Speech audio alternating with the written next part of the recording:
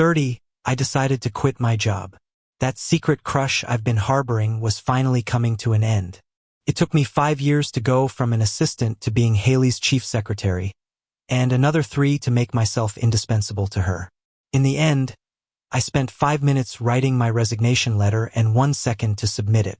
When I handed in my resignation, Haley frowned slightly and looked up at me, calmly asking, "Give me a reason." Avoiding her gaze, I forced a smile, trying to appear sincere. "Haley, I'm 30 now. I'm at that age where I should think about settling down." After a pause, I added, "My girlfriend proposed to me recently." I told a harmless lie to ensure my resignation would go smoothly. Haley's fingers drummed the table, a sign of her deep frustration. I guess I should be grateful that she cared enough to show even a hint of emotion about my leaving. After a while, she handed back my resignation letter. "I can approve a marriage leave for you. I hope you'll reconsider quitting." For a moment, I hesitated, with a voice in my head coaxing me. Say yes. At least you'll still see her." Yet another voice warned me, "Felix, she's getting engaged. Crushing on a married woman isn't right." My hands hesitated, hovering in the air. Ultimately, I didn't take back the letter. This job is too demanding. After getting married, I hope to focus more on family. I'll hand over my responsibilities. Apologetically, I added, "Sorry, Haley."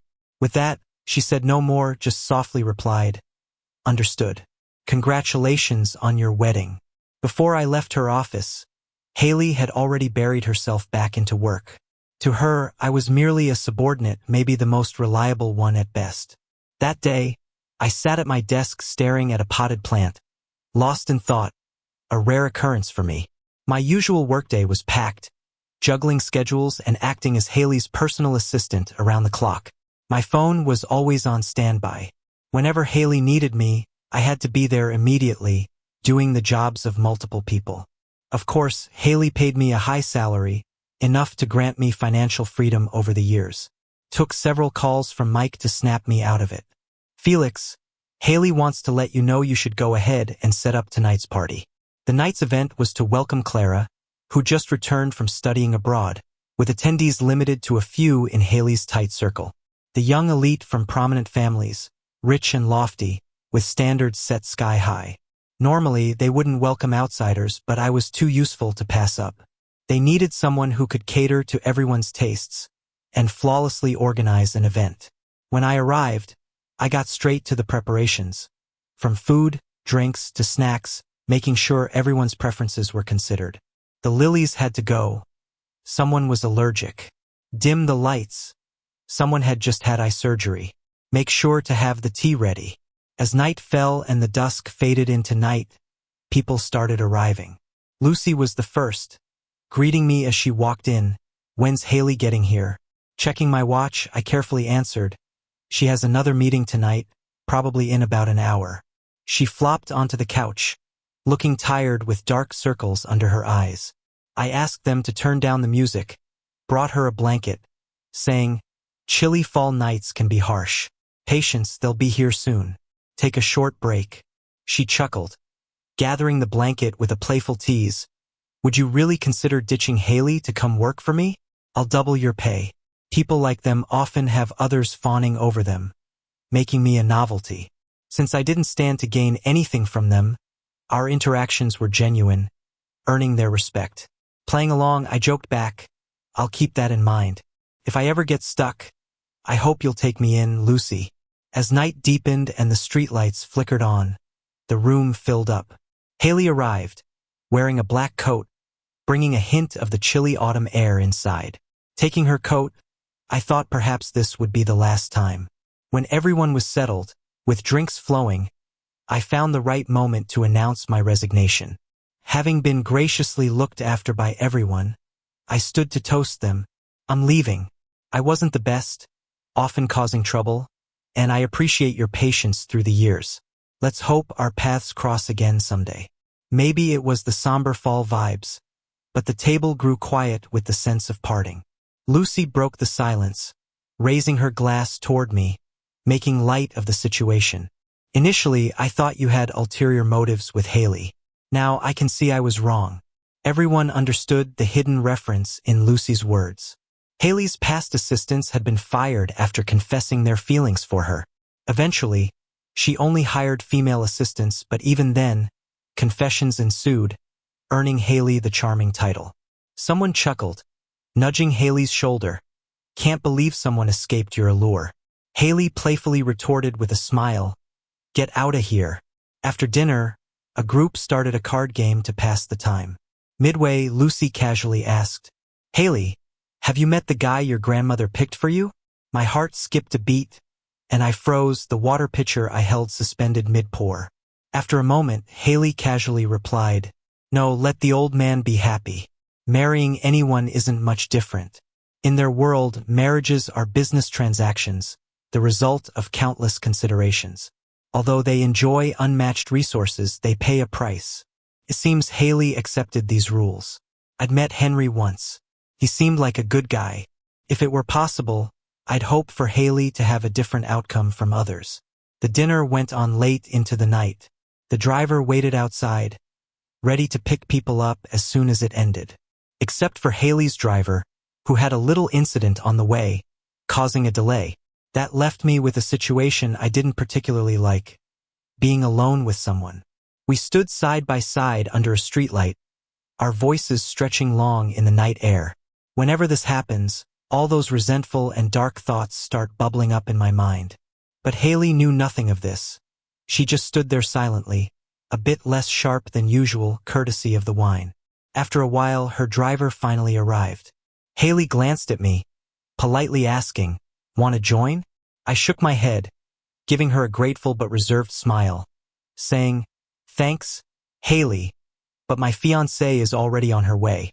With that, Haley just nodded slightly, got into the car, and left. And there I was, alone at last. The masks I wore all day long could finally come off. I loosened my tie and sat down on a planter, feeling a rare moment of confusion. There was a brief instant where I didn't know where I was supposed to go.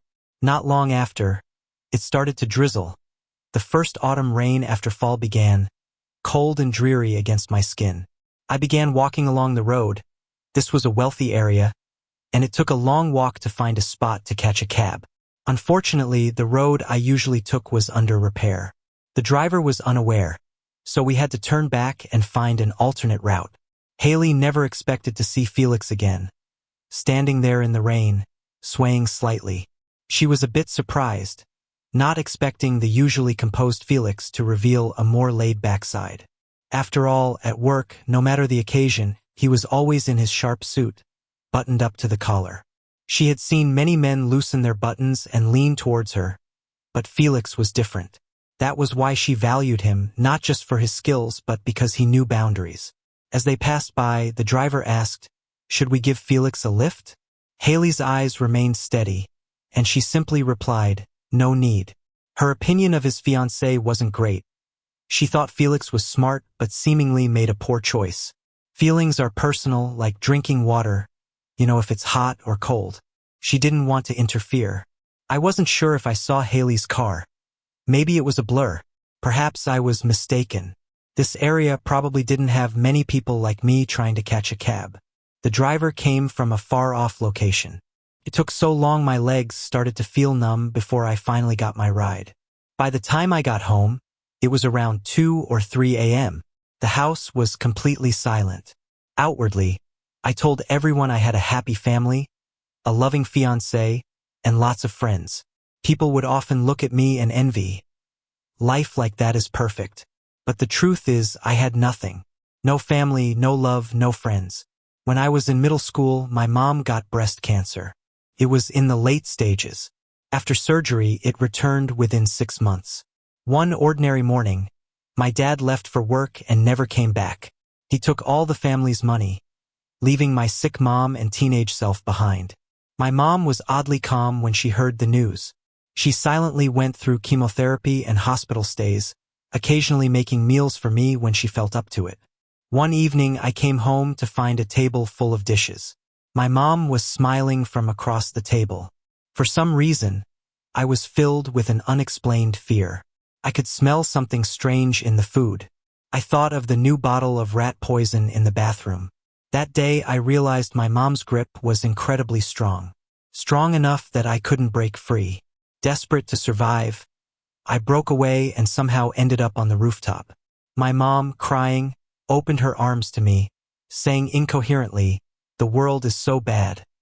I can't leave you here alone. Come with mommy. In the next life, we'll still be mother and son." I cried too. I was so tired and missed the scent of laundry detergent in my mom's embrace. Maybe I thought it wasn't worth living anymore. That night, the rooftop wind was strong, but my mom's hug was so warm. She held my hand, moving slowly toward the edge. At the last moment, I was grabbed by thin but strong hands. She held on tightly, despite my struggles. In the wind, I only saw a pair of incredibly bright eyes. I survived, but my mom did not. The person who saved me was Haley. She not only saved my life but also gave me a reason to live, to repay her. I felt like I had betrayed my mom, like a drowning person clinging to a piece of driftwood. Haley was that driftwood. Later, the fire trucks, police, and ambulances arrived. In the crowd, I clung to her hand, looked up, and asked, "How can I repay you?" I still remember 16-year-old Haley looking down at me, saying seriously, "Then come find me." My life seemed stuck on the night my mom died. Haley became the only hope. That night, as usual, I was swallowed by dreams filled with past events. My mom questioned why I didn't leave with her, and I saw my dad's silent look before he left. I woke up drenched in sweat, realizing my throat wouldn't produce sound. My temperature was at 101.8 degrees. Normally, I'd just pop a pill and carry on like nothing happened. This time, I surprisingly took a day off. I needed some time to think about my future path. When Haley got to the office, she found out that Felix wasn't there. She asked around and learned he was out sick. She frowned, completely losing her good impression of his so-called fiancé. Mike, the assistant secretary, temporarily covered Felix's duties. He handed Haley a cup of coffee. Haley took a slow sip, her expression unchanged. There was an extra cube of sugar, but she didn't say anything. She just took one sip and set it aside. During the morning meeting prep, there was another mishap. Luckily, she already knew the key points for the negotiation, so it didn't end up as a big disaster. The office was a degree colder than usual. The humidifier was off, making her throat feel a bit dry. By the end of the day, it was hard to pinpoint any major issue, just a lingering sense that things felt off. For the first time, Haley thought of Felix. She rarely thought of him because he never seemed to make an impression. Felix had a way of doing things so seamlessly you wouldn't feel his presence. But everything worked perfectly. She frowned again. It was her second time today. Because of Felix's fiancé, she lost her chief secretary. I spent a day lying around, thinking all day and still had no clue what direction my life should take.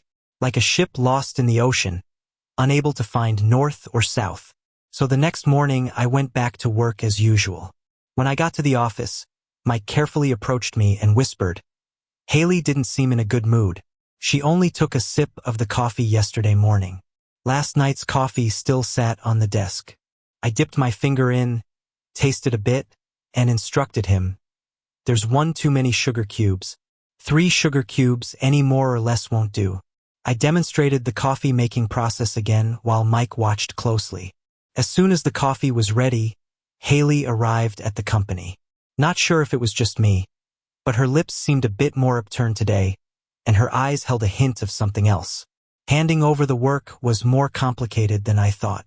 I had taken on too many responsibilities, and transferring it all was no easy task. Besides, Haley was never an easy person to please.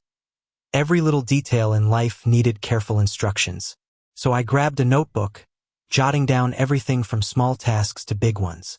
This delay meant my original plan to finish in a month got pushed back, leading to the last thing I wanted to do, picking Henry up from the airport to bring him to the old house. I had a bit of a crush on Haley, and seeing her fiancé made me feel guilty, even though I never acted on it. Henry wore a moon-white outfit with a strikingly valuable piece of jade around his neck. He was the type that stood out in a crowd, with an air of nobility. I put on a smile and approached him. "Henry, Haley asked me to pick you up." On the way, Henry asked many questions about Haley. Understandably, getting engaged to someone he barely knew made him uneasy. I could sense his anxiety, so I reassured him warmly. "Haley's a great person, Henry. No need to worry. You can always reach out to me if there's anything." He looked grateful and we chatted until we reached the old house.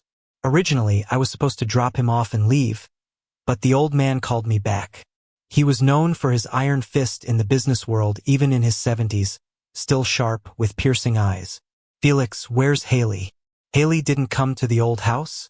Keeping my face neutral, I replied cautiously. "There's some stuff at the company. Haley might be a bit late." The old man scoffed coldly but graciously let me go fetch Haley. I had seen him discipline Haley before with a harsh method. It left scars still visible on her back today. Once outside, I started calling Haley in a hurry. Thankfully, she picked up on the third call. I asked her urgently where she was, but she didn't reply. After a while, she called my name. "Felix." Her voice sounded muddled, like she had been drinking, and I could hear strong ocean winds in the background. I thought I knew where she was. When I got there, I found Haley leaning against the rocks by the shore, a few cans of supermarket beer beside her, hair tousled in the night wind. She heard me, lifted her eyes with a look that seemed clouded yet sharp, as if she was drunk, but maybe not. "You're here? Hang on. I'll be done soon." Haley lightly patted the spot beside her, gesturing for me to sit. "Let's talk." The old house was not far from the cliff by the sea. At night, it was brightly lit yet retained an ancient charm because of its pavilion and tower design. Haley suddenly asked, "Is it pretty?" My gaze lingered on her elegant jawline, and I instinctively answered, "Pretty." My face turned red, but she didn't seem to notice, just continued. "But it's actually a tomb inside. What's the point of having jade halls and golden horses when it's full of bones?" She spoke the words with a smile but with seriousness in her tone. Rumor had it that the founding was not entirely clean, lingering in gray areas over the years, now in a transition phase. I had been with her for 7 years, watching as she gradually took full control of the company amidst countless underhanded battles, blood and thunder, invisible to outsiders. "So, does she get tired?" I wondered and asked, "Are you happy?" The question rolled around her tongue. She suddenly smiled but didn't answer. Instead, she looked at me and said, "Your fiancé isn't the right fit." I was stunned, but she didn't elaborate, just nodded and apologized. "Sorry, I overstepped." She finished her drink and then stood up. In that moment, she was the same dignified Haley as ever. On the way home, I kept thinking about what Haley meant. Thoughts circled back to why, over a decade ago, she would be at that rooftop of a dilapidated building alone. But it was not my concern anymore because I was leaving. From then on, mountains and rivers would separate us, and I might never see her again. The day I left was a rainy one. It was that kind of drizzle that seemed endless. I sat at my desk, silently packing my things. I had been at this spot for almost 10 years, growing from a clueless 20-something to someone who could hold their own. I knew that every morning at 9, the sunlight would hit the cactus I kept here. I also knew that if I stood on my tiptoes, I could catch a glimpse of Haley through the gap. I wandered through life, leaning on these little things, but now it was time to move on. I spent 8 years repaying a debt, and now Henry would take care of her in the years to come. Mike looked at me, eyes full of sadness. I smiled and said, "It's not like we'll never see each other again." But in my heart, I knew we probably wouldn't. This city held too much pain for me, so it was time to leave.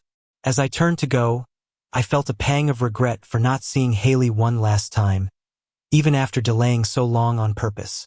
After leaving, I caught up on years of lost sleep at home, sleeping like the dead. I bought some liquor, cranked up the TV volume, and watched a comedy. I laughed, feeling like a fool. Afterwards, I sat on the floor, staring blankly into the dark room, lost. As a kid, my biggest wish was to do well in school. That way, my parents wouldn't argue. After Dad left, I wished to earn lots of money so Mom could live on. When Mom passed away, my wish was to be Haley's best assistant. Her happiness meant mine. But now I was suddenly directionless. As I zoned out, the doorbell rang. Looking through the peephole, there stood Haley. In my panic, I opened the door only to realize I was wearing rabbit pajamas. Too late to back out, I invited her in, trying to muster a professional smile. Haley was calm compared to my fluster. I tried calling, she explained. The document is urgent, and I couldn't find the backup. I was just nearby. Her cheeks briefly flushed red. I quickly wore my professional smile. Of course, Haley. Have a seat. Let me find it. As I searched, Haley sat politely, her eyes fixed on me, making me uneasy. The more anxious I got, the harder it was to find. Haley smiled and reassured me. Take your time. Then she asked, doesn't Felix's fiancé live here? Instinctively, I lied. She's coming back tonight. Took half an hour to sort the documents and hand them to Haley. She took them, then stared at me. Just as I was about to speak, she gave a distance-widening but warm smile. I'm getting married soon. I can't find the right person to handle it. Could Felix help? Payment as usual. Without thinking, I nodded. After that nod, words stuck in my throat. After that day, I returned to help with Haley's engagement prep. Perhaps witnessing her marriage would finally give me closure. Trying to make up to Henry, I went the extra mile for a perfect engagement. Yet, Haley was often occupied and contacted only through me. She seemed detached, like it wasn't even her own event. Henry looked more downcast daily. When trying on suits, he somewhat pleaded, Felix, could you ask if she's coming today? Though professionally I shouldn't have, that look made me call. When she answered, Haley's voice was hoarse, the background noisy, a sign of drinking. About to hang up, remembering Henry's face, I cautiously asked, the suits are in. Will you come to the house? Silence stretched, but then she replied, sure. Pick me up. Unsure why she needed a ride, I obliged. Rushing there, the gathering had ended, and Haley lay tipsy on a couch. Kneeling beside her, I gently called, Haley, Haley. She suddenly looked up with a piercing gaze, leaving me stunned. But just as quickly it softened, likely just my imagination. I helped her toward the car, her drifting to sleep once inside. Watching her through the rearview mirror, the rare chance of observing her openly led to a guilty conscience about Henry. Forcing my gaze elsewhere, I repeated a mantra for mental clarity. This uneasy feeling gnawed at me, trusting my gut. I assessed. Something wasn't right. A black SUV had tailed me for half an hour now. Haley, Haley, I tried rousing her. She didn't stir. With no choice, I sped up. The SUV did too. Both cars raced down the coast road. Clearly modified, it kept pace regardless of my speed until it finally rammed us, then vanished. With a crash, the car rolled over. Grateful that my quick steer prevented a plunge into the sea. The air was filled with a bloody mist, and my head was spinning badly. I struggled to crawl out from the gap in the seat. Haley was trapped behind the car seat, but she finally opened her eyes. She tried to free herself but was pinned by the car frame. I found a crowbar in the car's trunk, using all my physics knowledge to try and pry open the car door, but it wouldn't budge. The gas tank had tipped, and fuel was spreading everywhere. There was a faint smell of burning smoke from the back seat. The more urgent the situation, the clearer my mind became. Fear and panic were useless now, so I pushed them aside. My only thought was to get Haley out. Flames were spreading, and the car could explode any minute. Haley looked at me and said, the salary I pay you isn't worth risking your life to save me. Felix, just go, the car's about to blow. I was already stressed, and Haley's constant talking didn't help. I snapped at her. Shut up. For some reason, Haley laughed suddenly, and I didn't have the time to figure out why while those flames kept spreading. At some point, I cut my hand, blood dripping on the ground. Using every last bit of strength, I finally got Haley out of the car. I supported her as we slowly, but surely walked away.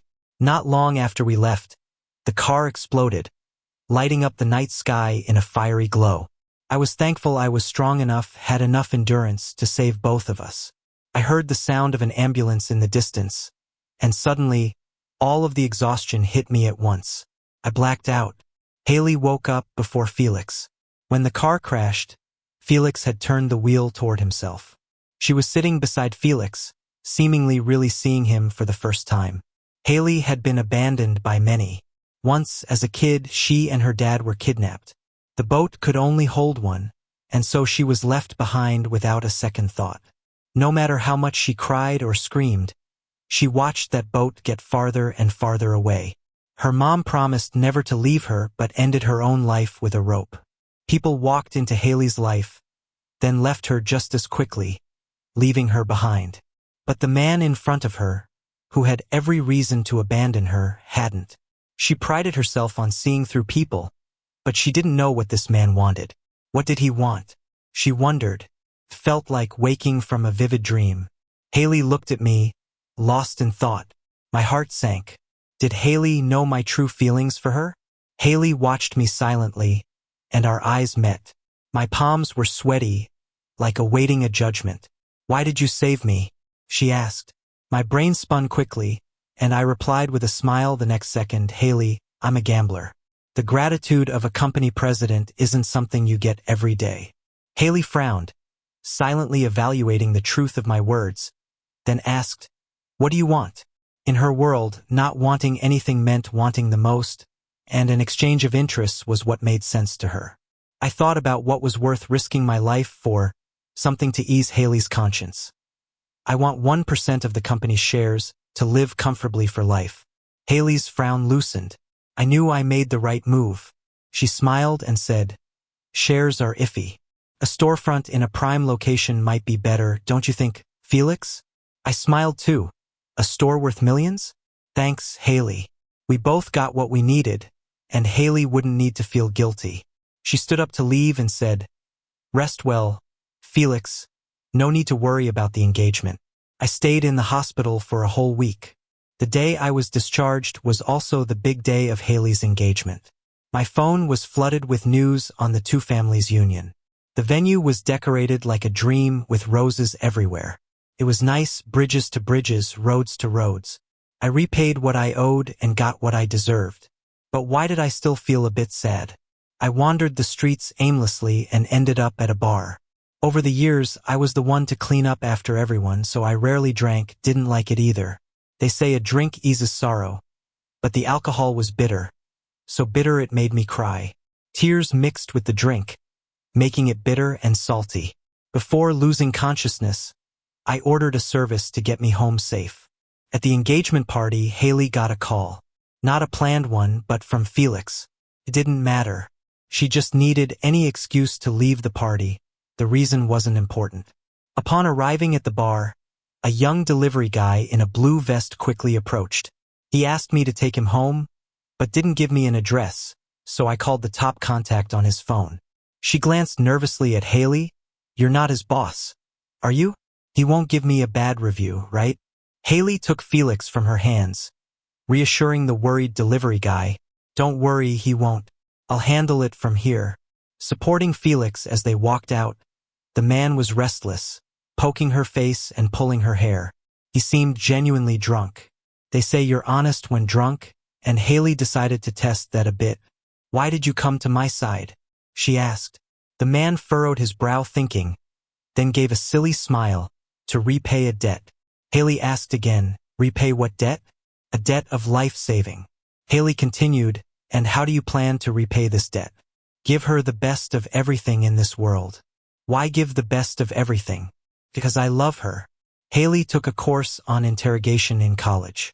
The idea was to follow the person's logic and lead them to the question you're interested in. She thought she'd uncover something, but she didn't expect this answer. He loves her. Felix loves her. Haley kept glancing at Felix, who had a silly smile on his face. He seemed truly drunk. A lot of people had professed love for her, and she had seen every kind, from passionate to gentle. But she'd never seen this before, the kind of love kept hidden in his heart for years. Why was there no trace of a woman in Felix's home? Haley pondered if she could trust him. It seemed Felix was ready to risk everything for love. The next day, I woke up with a pounding headache, groggy from last night's drinks. I vaguely remembered dreaming. I could only clearly remember Haley's dark, intense eyes. Why dream about her again? Dreaming about another man's wife seemed wrong to me. For a long time, I forced myself to ignore the news about the company. I traveled aimlessly, hopping off trains in random places, exploring different cities. I met with people, assessed situations, and ranked them for donations. Sometimes I wondered, maybe my mom wanted to live. If someone had helped, could things have been different? There are too many in dire situations. I could only help those I saw with my own eyes. When I heard about Haley in the news, it was about the bankruptcy of her company. On the cover, there was a split photo of Haley and Henry, with bold red words. Marriage fails, what's next for the company? I got anxious and called Henry. He sounded sorry but was only able to sigh. Felix, you know I never married a person, just a family. I'm powerless. After the initial panic, my mind cleared. Something didn't add up. I realized maybe it was all Haley's doing. The company looked thriving and successful on the outside, involved in every industry, but was full of hidden crises underneath. I had tried to warn Haley, and she brushed it off. I thought she had other plans, but she intended this all along. I recalled her drunken state. The home was a cage to her. I felt she needed someone beside her. Like on the day my mom almost jumped, Haley held my hand tight. Whoever that person was, they needed to hold her hand. With that thought, I rushed to the company regardless of anything else. Instead of the usual bright company lights, most were dim. The remaining funds were used to compensate the employees. I waded through piled-up desks and opened the door. Haley was cloaked in shadows as the city wind rattled the blinds. She looked up at me, eyes dark, lost in thought. I held her hand, unable to recall any of the words I intended to say. All that mattered was to hold her hand, just like she once held mine. She thought back to her mother, a poor woman thrust into high society and driven to madness. People tried to shape her into an acceptable matriarch. Insincere, calm, and strategic. Everyone contributed to her mom's unraveling. People said she didn't have the fortune for the responsibility. But what if the rules were flawed? The company secretly engaged in shady dealings. Her mom couldn't stand it and paid the price. Haley was ready to face everything alone, letting the sins fade into dust. But Felix came. Was it because of love? Haley saw him when he arrived, moving against the crowd to reach her. Like a knight rescuing a princess, she found the idea amusing. The world surely had its fools, and he was one. He said nothing, just held her hand tightly. The warmth seeped through to her cold fingers. It was then that Haley noticed her hands were so cold. She squeezed his hand back, moved by the tangible warmth despite the wind and rain. I stayed with Haley for the final liquidation. She did media interviews, getting pelted with eggs by angry people. The company had many debts and the public needed an outlet for their rage. It was necessary reparation. The day the company declared bankruptcy, her father had a stroke. Haley took me to drink. It turned out to be her place in the city center. Standing at the entrance, I felt hesitant. This didn't seem right. Were we this close, or was this inappropriate? Haley looked down, appearing vulnerable. Did she cry? My heart twisted in knots. I accepted the drink, and her eyes gleamed a bit. Why not? Accompanying someone isn't beyond me. Haley looked unlike ever before, shirt and tie in disarray, clothes crumpled, vulnerable like melting in the night. She was usually untouchable, always surrounded by people. Now she seemed to have fallen from her pedestal. In her drunken haze, she repeatedly called my name, insisting I respond. Her slightly hoarse voice resonated, each call echoing inside. Suddenly she leaned close, mere inches away. I saw light casting delicate shadows over her eyelashes. Felix, will you always be here? She asked. I didn't answer, knowing no one stays forever. Besides, what position did I have to always be there? But she wouldn't let it go, demanding a response. Finally, with no choice, I replied, yeah, I'll always be here. Haley seemed satisfied with the answer, quiet for a while, staring at me with a furrowed brow, lost in thought. Then out of nowhere, she suddenly exclaimed that she was hot and ripped open 2 buttons of her shirt with a hint of teasing allure. I never thought words like that would ever be associated with Haley. I froze for a second, then forced myself to look away. Even though she kept saying she was hot, she kept sidling up close to me. My face felt like it was on fire. I thought to myself, this winter sure is hot. With a final burst of self-control, I managed to put some space between Haley and me. She gave me a puzzled glance and went back to drinking, soon becoming completely smashed. In her last conscious moment, she looked at me for a long time, her eyes showing a hint of encouragement. Why encouragement? After getting Haley settled, I went home but spent the whole night wondering why she would encourage me. The next day, Haley called to thank me for taking good care of her. I chuckled awkwardly and politely replied, "It was nothing, Haley." There was a pause on the line. Then Haley gritted her teeth and said my name. "Felix, you really are something." She hung up before explaining what she meant, leaving me utterly baffled. The company was gone, and I figured Haley and I had no reason to meet again. It had been days since I saw her, but then she showed up at my door, tipsy and knocking loudly. As soon as I opened it, she collapsed into my arms. I used all my strength to get her to the couch, and as I tried to leave, she pulled me down and I fell into her arms. We were so close. She looked at me seriously and softly called my name. Felix. A simple name became something so beautiful coming from her lips. At that moment, her world was just me, and my heart started racing uncontrollably.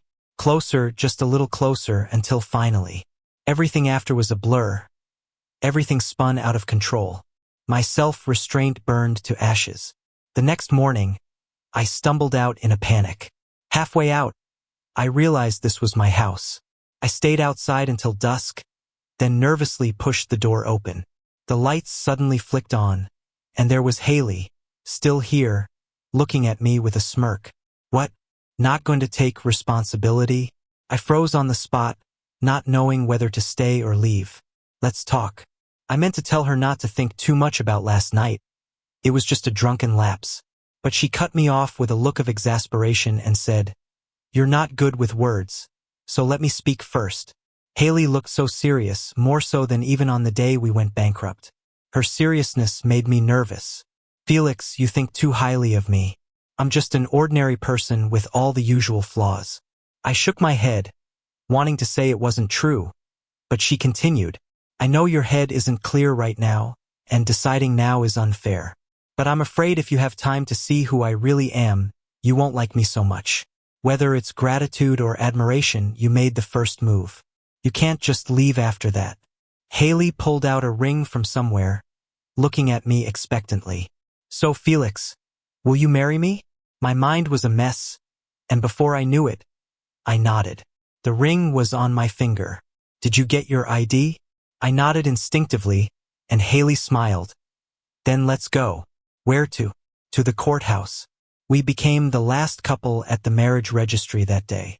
When we came out, it was twilight, and the sunset was gorgeous, painting the sky red. At last, all wild thoughts and grievances settled.